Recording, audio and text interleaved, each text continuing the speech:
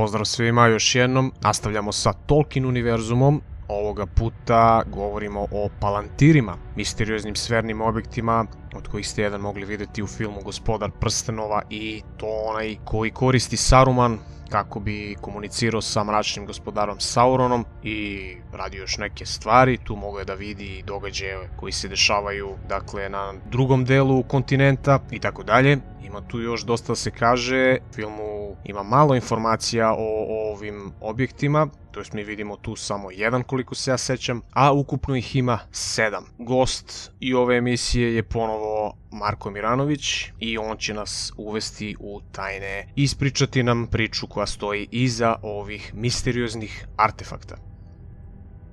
Sami palantiri predstavljaju verovatno jedan od najzanimljivijih delova kada je reč o Srednjoj zemlji, odnosno istorijatu Srednje zemlje, pogotovo za one koji žele da više saznaju o mnogim stvarima, odnosno mnogim tajnama koje je na neki način spomenuo Tolkien tokom svog dela Gospodar prstenova ili Hobbit.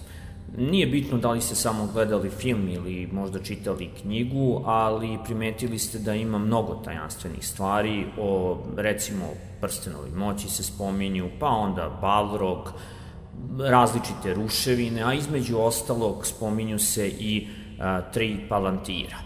Naravno, postavlja se pitanje šta su to zapravo palantiri i odakle oni dolaze ili kada su došli u Srednju zemlju. Palantira je zapravo bilo 7 u Srednjoj zemlji i oni su došli putem drevnog Numenora, odnosno iz drevnog Numenora. A u sam drevni Numenor su opet došli u jednom trenutku tokom vladavine vernih, odnosno onih koji su imali jako dobre kontakte sa vilenjacima ili eldarima, i oni su došli u Numenor iz Valinora putem neke vrste dara.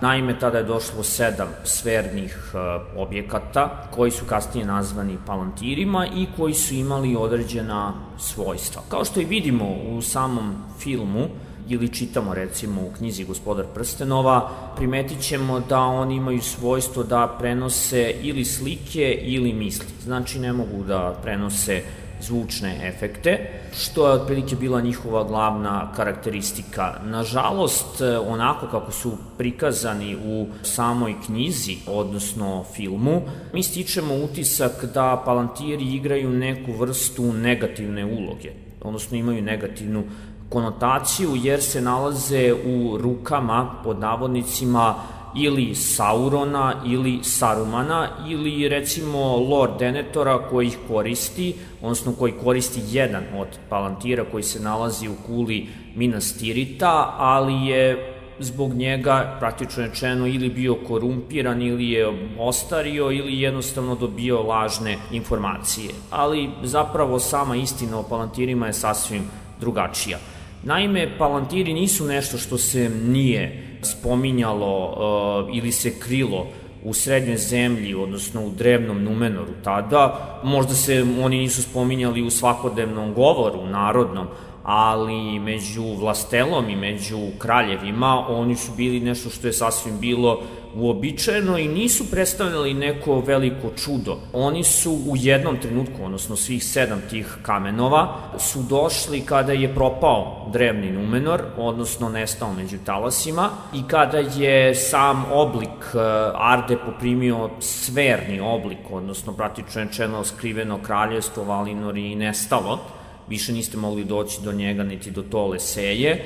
Verni, znači zajedno sa Erendilom, uspeli su da dođu do Srednje zemlje i praktično rečeno da prenesu same palantire, tako da su naslednici tih palantira bili ljudi, odnosno vladari okupljeni oko s jedne strane Arnora, odnosno Gondora, 2 kraljevstva, severnog i južnog.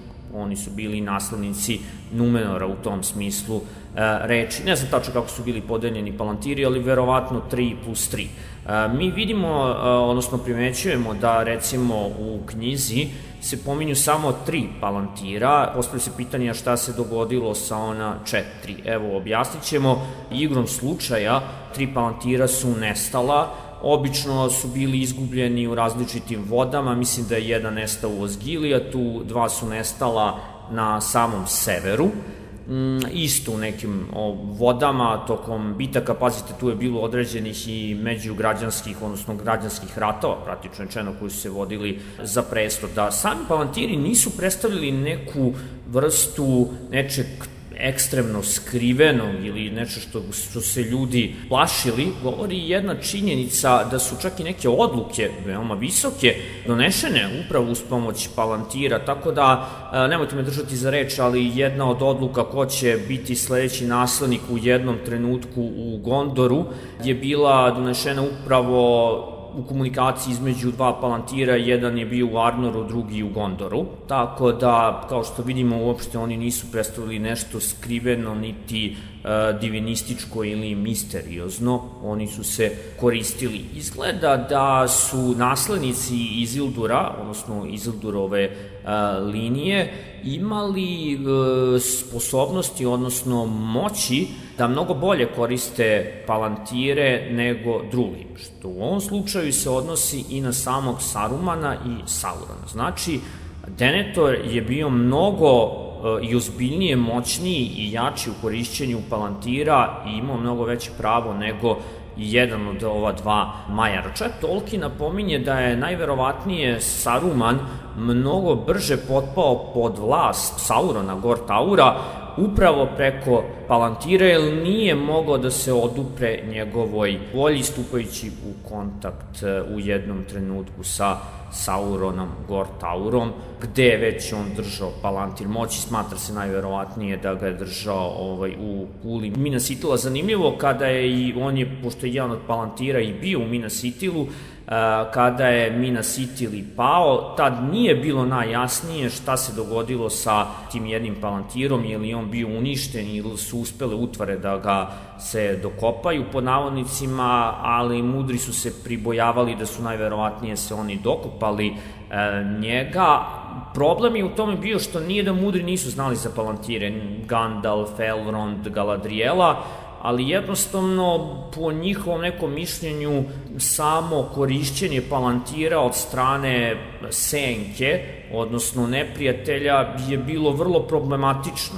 Oni nisu ni znali kako da koriste. Zanimljivo je isto tako da jedan Palantir, njemu se gubi praktično rečeno trag, ne spominje se nigde, pogotovo ne u filmu, niti u knjizi, ali jedan Palantir je bio i dalje u rukama vilenjaka, i to najverovatnije u lukama u Lindonu, odnosno verovatno onim belim kulama, i on je imao svojstvo da samo gleda na zapad, odnosno on je mogao da stupi u kontakt sa vladajućim Palantirom koji se nalazio u kulama u Toleseji, i njega su drevni Numenorejci koristili da bi komunicirali sa Eldarima u Toleseji, a verovatno su ga kasnije nasledili i vilenjaci da bi sa svojom vrstom, odnosno rodom, imali komunikaciju, i čini se da je on bio nešto krupniji od drugih. Istina, kada govorimo o njihovim svojstvima, treba naglasiti da su oni bili sfernog ili loptastog oblika, da su bili sagrađeni od jednog materijala ili kristala najverovatnije, koji nije postojao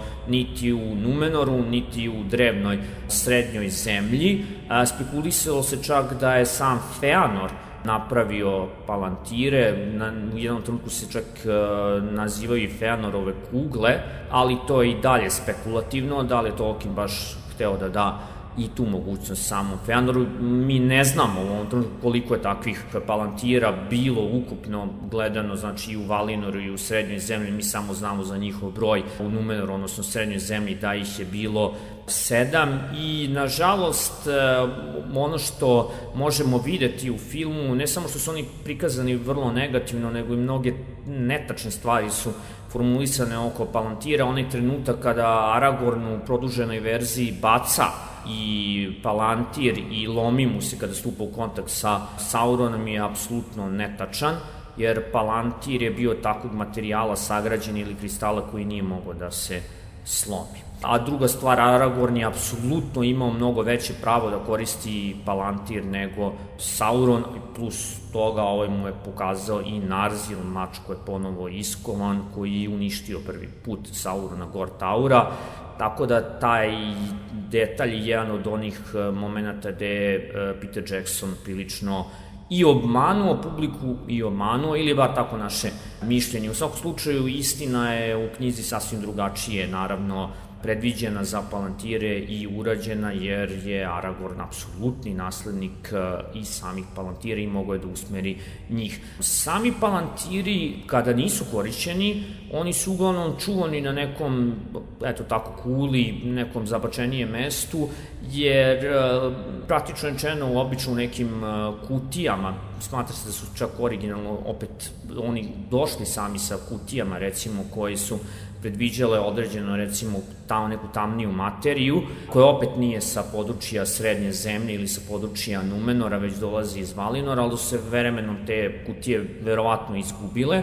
U svakom slučaju oni bi ih prikrivali i oni mu ne bi davali nikakve slike, bili su mračni, ali posle Tolkien objašnjava u nekim od svojih pisama da su ipak oni mogli da daju neke nasumične slike nekih predela, da ste mi mislima mogli da ih pokrenete, recimo to je Denethor mogao da radi, ali mogli ste i da komunicirate između dva Palantira i kao u slučaju ljudi iz Gondora, odnosno Arnora, donosite određene uloge ukoliko predstavljate, hajde da kažemo, tu aristokratsku liniju naslednika Isildura, što oni jesu koristili. Problem sa Palantirima što su vremenom totalno izgubili na značaju i kao što smo videli da su drevni Gondorci bez ikakvih problema, odnosno upravitelji iz Gondora, dali Sarumanu i ključeve Ortanka i Palantir koji se tamo nalazio, jer su smatrali da on ne može biti u boljim rukama, bez obzira što je to Saruman kasnije iskoristio na neku negativnu stranu. Mada veliko pitanje je koliko on uopšte i mogao da ga koristi. Da bi se komunikacija između dva Palantira izvršila, morali su da budu postavljeni tačno u određenom sfernom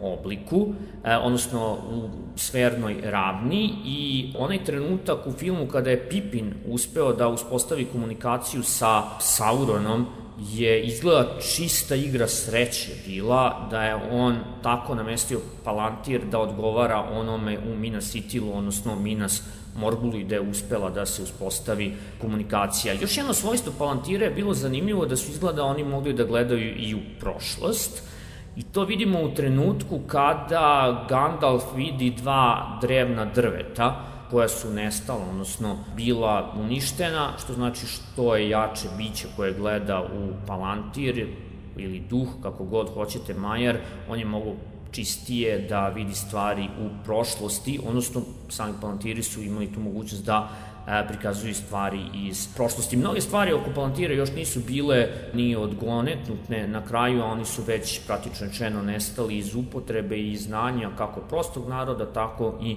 mudrog naroda, kako u Gondoru, tako i u Arnoru, a i oni su vremenom bili izgubljeni i jednostavno izgubili su na kraju krajeva i svoju funkciju, ali predstavljaju, bar po našem mišljenju, jedno od onih drevnih čuda koje se nalazilo i koje je ostalo toliko dugo vremena u Srednjoj zemlji. Čuli ste ovu vrlo interesantnu priču o Palantirima, nadam se da vam je bilo zanimljivo, ostavite dole komentar ako jeste i naravno možete kao i uvek ostaviti preporuku za narednu emisiju. Naravno hvala Marku za ovo gostovanje još jednom, toliko za ovaj put, vidimo se u sledećoj epizodi.